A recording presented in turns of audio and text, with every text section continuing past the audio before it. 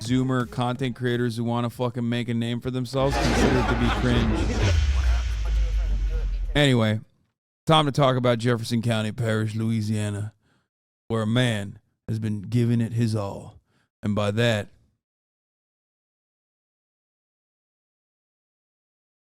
I mean he's been defending Louisiana Parish with Aikido vision. Steven Seagal Lawman. This episode's called To Live or Die. He's laying on the ground. I'll give you 5'3", about 140, 255. I'm gonna need crime. Take a day off. Never send a Dropbox link again. We got a gun. How y'all doing? Should call you Mr. Steven or Mr. Seagal? Whatever you want. Gone. Yeah, there we go. We gotta hook them all. Yeah, I said, do you have any guns in the car? We got a 9.5G. I know, because I've been a gun manufacturer for 25 years. 2 people shot in an armed robbery. Life-threatening injuries, 45 caliber. I make a living in the movies, but for the past 20 years, I've also been a cop. I love the presentation of this. Like, it never gets old. It's like, no, you haven't. Like, he tries to make it seem like he's been fighting crime on the fucking streets of Jefferson Parish for 25 years when he's, like, not out there filming a movie. And that is not the case.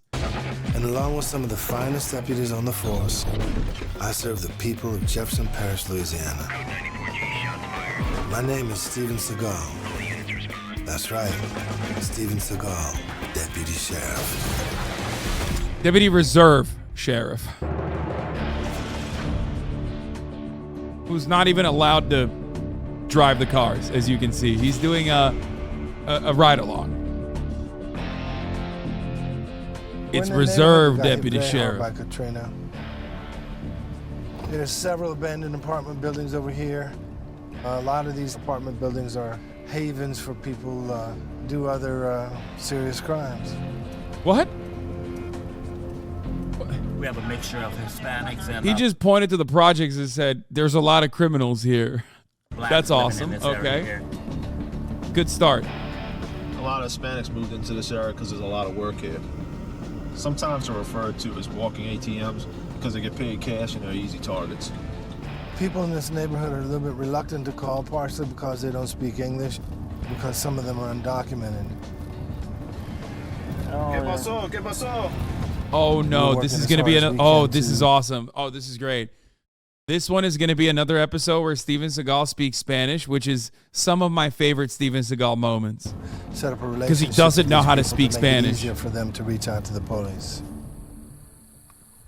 Crimes are always going to be part of our society, until people decide that human beings and human life is worth more than a gunshot. ¿Qué pasó? We advise 2 people shot at the location. Oh, we rolling? Let's go. Oh, they're so excited.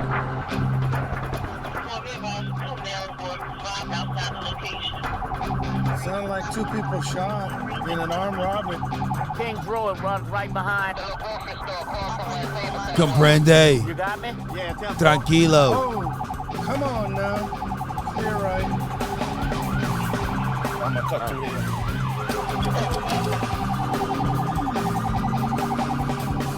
Right there.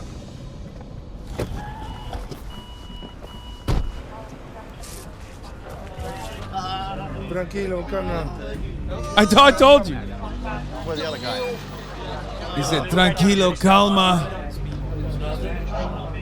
Where's he shot at? Looks like one guy was shot in the back here, came out the front, the other guy was shot in the front.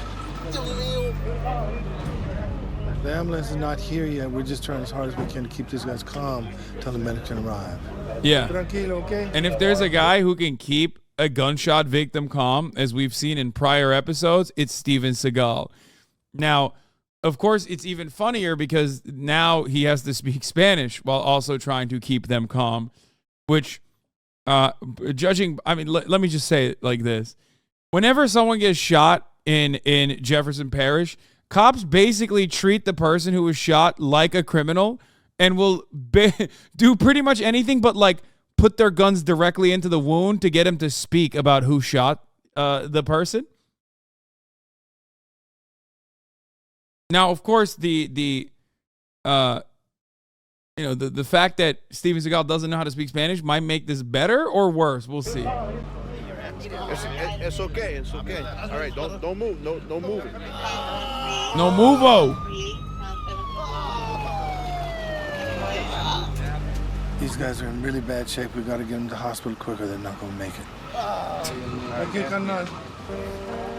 While the EMTs are working on the victims, we're going to search the area for shell casings, trying to establish where the actual incident took place. This is like the Simpsons meme, like, I'm helping. You know what I mean? Every time. Steven Seagal, he's there, he's not there. Nothing changes. Like, nothing fundamentally changes about the situation with Steven Seagal's presence, okay?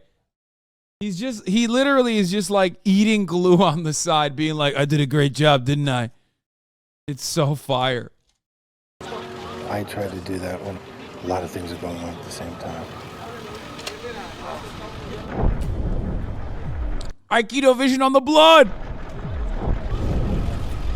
I can tell you they were down here when they got shot, not up there. Because you can see the blood trail going this way. He goes into Arkham City detective mode, dude. John, over here. Spent casing. And there we go. We just found a spent shell casing right there. That's a 45. Yeah, it's Real danger to cops. That's a 45. A cop's worst nightmare. where the scene is at. Yeah, I think that these guys were good people just working hard and somehow got unlucky. What? It's just sad. It's terrible. Steven Seagal walking up to them and being like, Plata y como. Like, doesn't know anything, so he's just like saying lines that he's heard from, movies and TV shows. Plata y plomo. Plata y plomo. You see everything. We don't really have any idea why these guys were shot. We do have a witness who says he saw everything. We have a translator on the phone right now, and we're trying to find out everything we can. It's O plomo, my bad. Se bajaron los dos y nos apuntaron con pistolas a mí uno y a mis otros compañeros, el otro moreno. It was an armed robbery. Two suspects came up on these guys, asked for their passports, their money. They give them what they want, and they still shoot them. By the way, Steven Seagal in this episode is acting like he's the translator, but he's not the translator. He's just repeating what the translator is saying, apparently, which makes this even funnier. Believe me, that really pisses me off bad.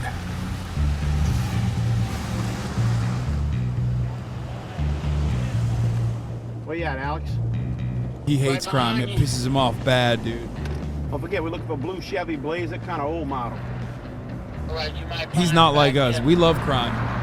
We're going in the direction of Flight. We're looking for that make of car. And if we see it, you can bet we're going to pull them over and see who's inside. That's for sure. In the direction of Flight. We're looking for that make of car. Blue Chevy Blazer. What you got? One of the choice vehicles criminals that like to use and like to do crimes in it. It's like a little Blazer. Supposedly the suspects from the shooting were two black males, and we're hoping that these are the guys. Oh, you trying to get behind that blaze over there? Let me just take a look over here. Oh, he's doing Aikido That's a vision. white person in there. That's not it. No, he's white. He could not What have a been doing tragedy. the These crime. guys got shot. Pray to God they make it, man.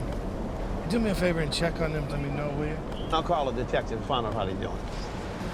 To be fair, the suspects they're looking for are black. All right. Thank you. That one guy on the steps, he didn't make it. Why are they The showing other this? one's critical.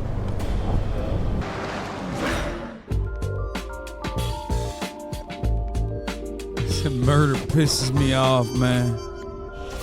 I hate murder. We're down here in St. Bernard. Where Wait, that's it? They just gave up that night? I thought he made it seem like he was going to be looking the whole night, and then they just went into ad break, went into commercial break, and then when you come back from commercial break, it's like it's the morning. It's a classic example of what we're seeing everywhere. Nice, salt-of-the-earth people who've worked hard their whole lives to have a nice little house that they're proud of. And bro, I'm gonna keep it a $150. The way he talks about poor white people versus the way he talks about poor black people is literally diametrically the opposite. Okay?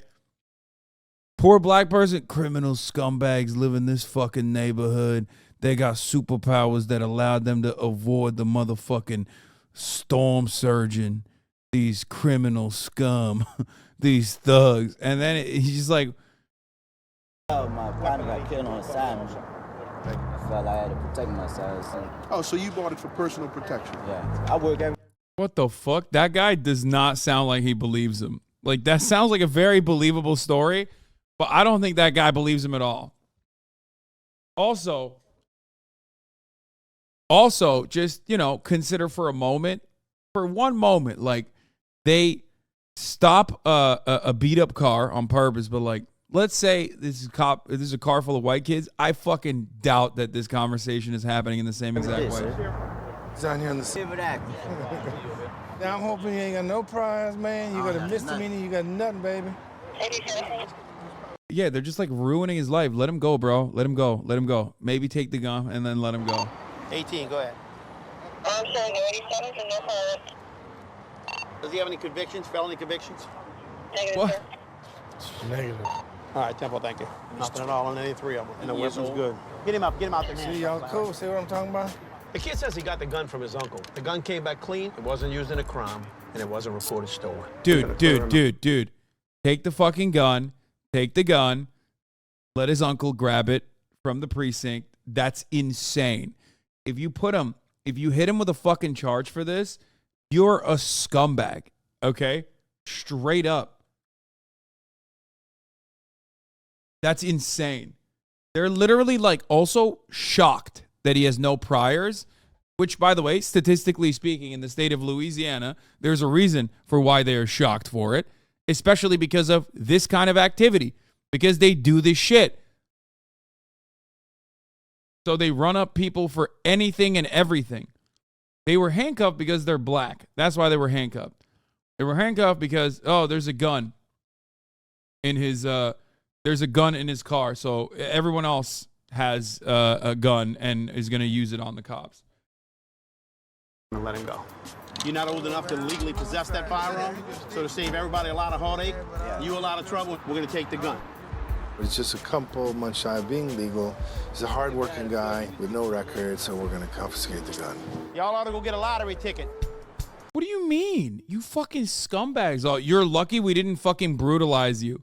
You're lucky we exercise leniency like normal human beings would do in this circumstance. I love that. That's what he said. Get a lottery ticket because it's like winning a lottery. When you're a black 20-year-old, yeah, their jackets are right up my alley. I mean, underage with a gun. First of all, he's 20 years old, a couple months shy from owning a gun. Let me see the state of Louisiana gun ownership, actually.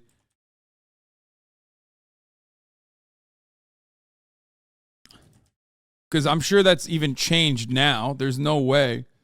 Yeah. Minimum age to purchase and possess in Louisiana is 17. There's no minimum age to possess rifles and shotguns. There's no minimum age to possess rifles and shotguns, obviously. And knowingly possessing a handgun is 18. He's 20 years old. Back in the day, it probably was 21, though.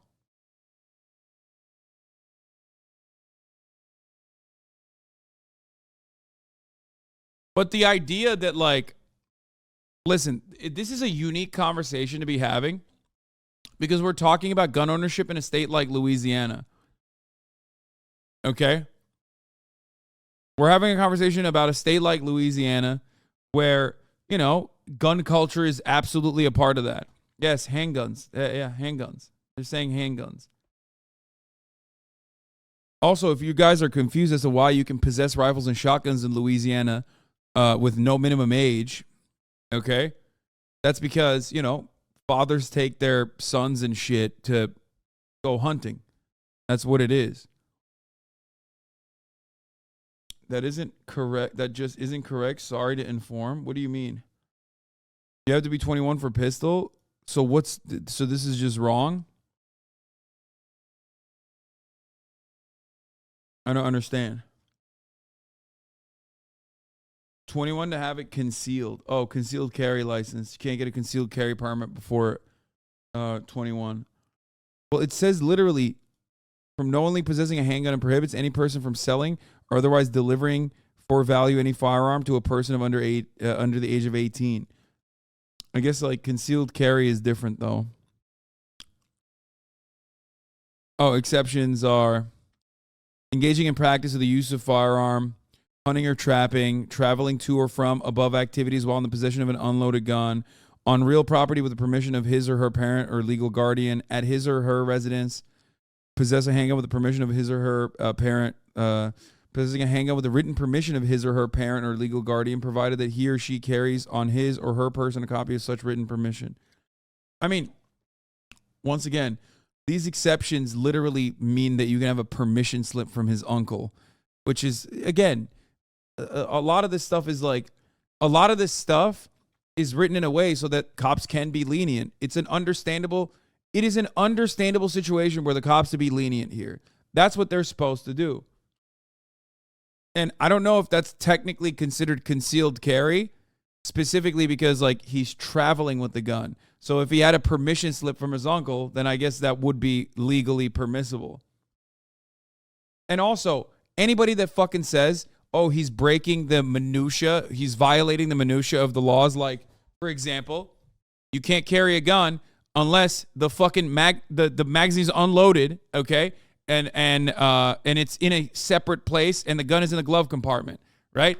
Technically, no one fucking abides by that usually.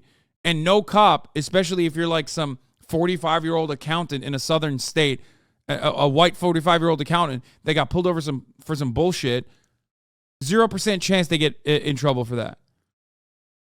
So it's not like it was on his person. You get what I'm saying? Because how else would you be able to take a gun to and from there is no other way to take a gun to and from the gun range. There's no other way to take a gun to and from hunting. So there are different rules. Like you have to put the gun in the trunk, and I think like you have to make sure that it has to be unloaded. I don't know if it is the same for I don't know if it's the same for Louisiana. Every state is different. Guys, I know every state has different gun laws. I know. I'm saying that there are so many different rules that apply that are, again, like I said, minutia, that most cops would completely be lenient about, as long as the gun is legal. Anyway, the point is, and I think we all understand that gun laws are definitely different for black people versus white people. That's the point. I get his autograph. That's crazy, dude. That shit pisses me off. Sees the subject that did it. It's a black male standing near a green truck. Go code 2. Oh, Seagal's wearing the bandana. From last night when 2 guys got shot. I love that. Say they saw the shooting. Let's get up. It's time for him to do real cop shit. He's got the hat on. Aikido vision. Hold on. That area is where we had the double shooting and the homicide. We're going to try to talk to the complainant to see if actually the suspect might still be in the neighborhood. He's got the Scully on. He's going to do some real cop shit. I don't know, maybe. I'm not sure. He's not sure. Okay. He goes, I'm not sure. He goes, he's not sure. Thank you for Steven. He's doing the most here, you know? He's doing a lot of translation. All right. Thank y'all. Thank you. Good night.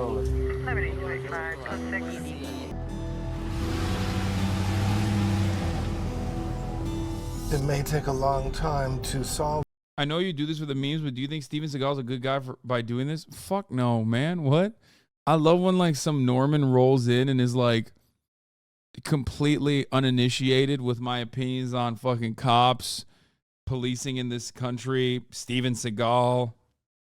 No, definitely no. I don't think he's a good guy. I think he's a very bad guy, and I think this is pretty funny regardless. This murder, it's in the hands of the detectives now. I just hope they get a break soon. Yeah, there you go.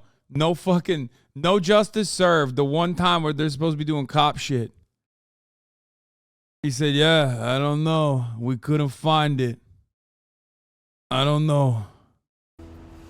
These are just some of my friends and family. Friends. Hi, y'all. Can I please, like, shake your hand something?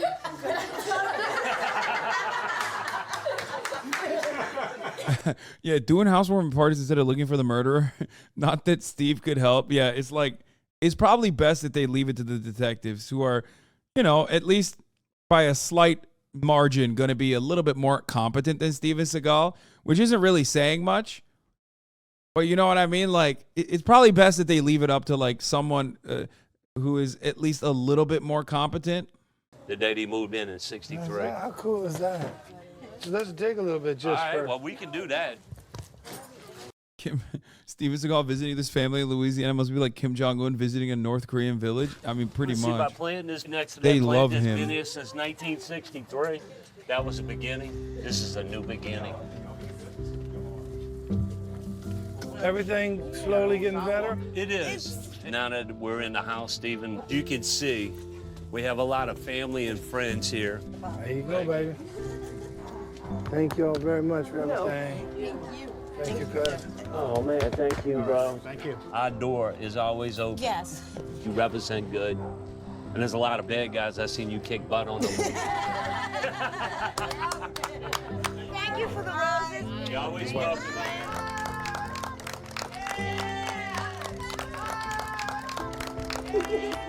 I love that, like, even in this, fun moment, like, his outfit is still very much tactical. You know what I mean?